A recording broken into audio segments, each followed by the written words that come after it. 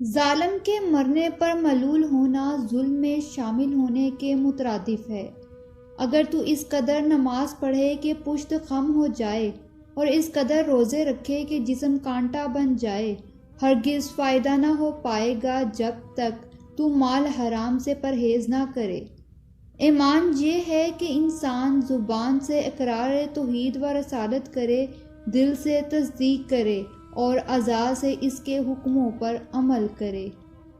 جس کا لباس ضعیف اور ہلکا ہو گیا، اس کا ایمان بھی ضعیف ہو گیا۔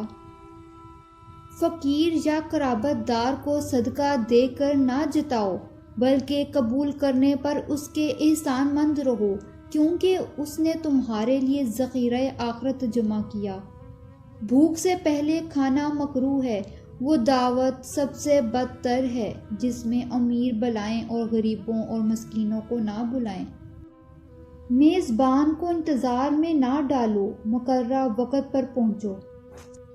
علم کا مطالعہ کرو اور وہ اپنے دل کے حالات جاننے کا ہے۔ عابد کو کھانا کھلانا عبادت میں مدد کرنا ہے، اور فاسق کو کھانا کھلانا فسق میں مدد کرنا ہے۔ مہمان کے سامنے تھوڑا کھانا بے مروتی اور حد سے زیادہ رکھنا تکبر ہے۔ مہمانوں کے آگے کھانا رکھنے سے پہلے اہل و عیال کا حصہ نکال لو،